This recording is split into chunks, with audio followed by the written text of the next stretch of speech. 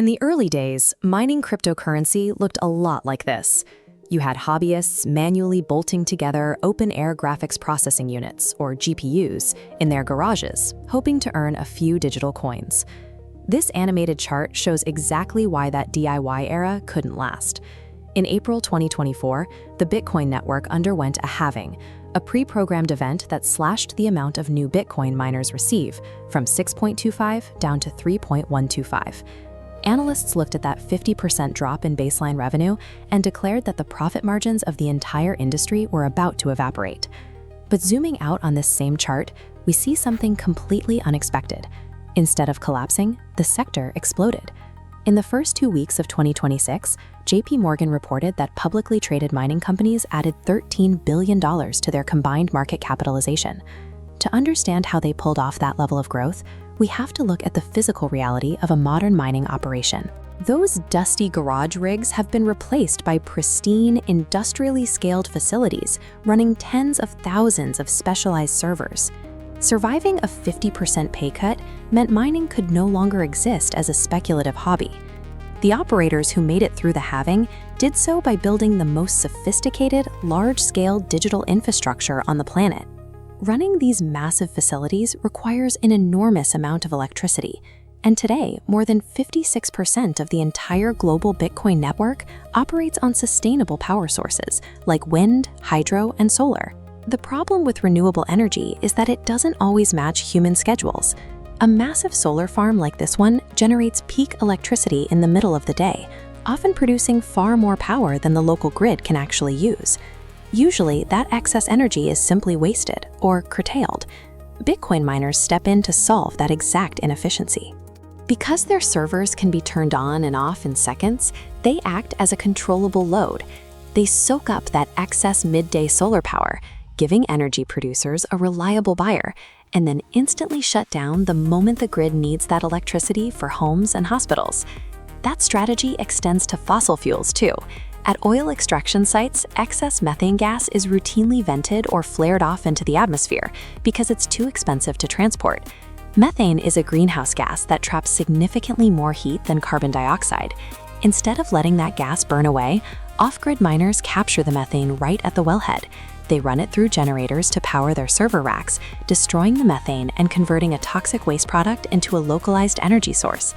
By seeking out the cheapest, most stranded power available, these operations have turned a massive industrial liability into a profitable, stabilizing mechanism for the world's energy grids. Pacing picks up slightly, but finding cheap power is only half the equation. Inside the data centers, operators are fighting a microscopic war against heat. The survival of a modern miner is measured by a very specific metric, joules per terahash. A terahash is a trillion calculations per second, and a joule is a unit of energy. The operator who uses the least amount of electricity to compute the highest amount of data wins. Standard industrial fans blowing air across server racks simply can't reach that level of efficiency anymore.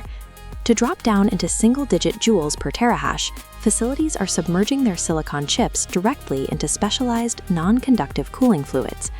Above those submerged tanks, sophisticated management software and smart power distribution units constantly monitor the hardware. If a chip gets too hot, the software automatically undervolts it in real time, shaving off fractions of a cent in electricity costs. Squeezing out a profit after the 2024 halving forced these companies to become absolute masters of thermodynamics.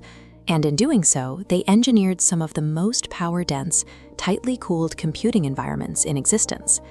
It turns out, building massive facilities with access to hundreds of megawatts of power and state-of-the-art liquid cooling solves another major industry's exact bottleneck: artificial intelligence. This diagram shows how major mining companies are now routing their infrastructure. They are taking their heavy-duty energy streams and splitting them.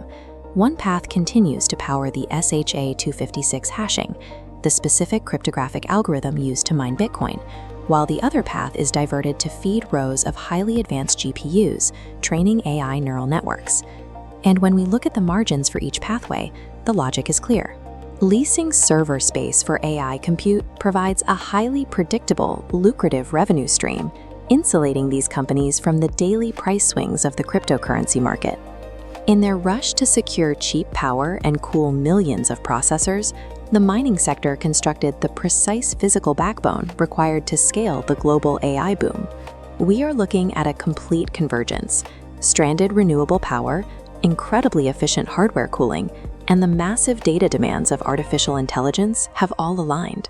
For a decade, critics pointed to Bitcoin's heavy power usage as a strict liability, yet the relentless economic pressure to mine efficiently is exactly what funded and accelerated these innovations in how we capture and utilize energy.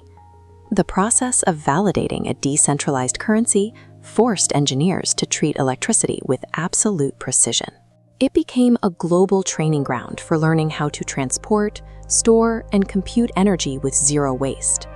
As the demands of the digital economy continue to grow, the stabilization of our green power grids and the expansion of artificial intelligence will run directly on the foundations built by cryptocurrency miners.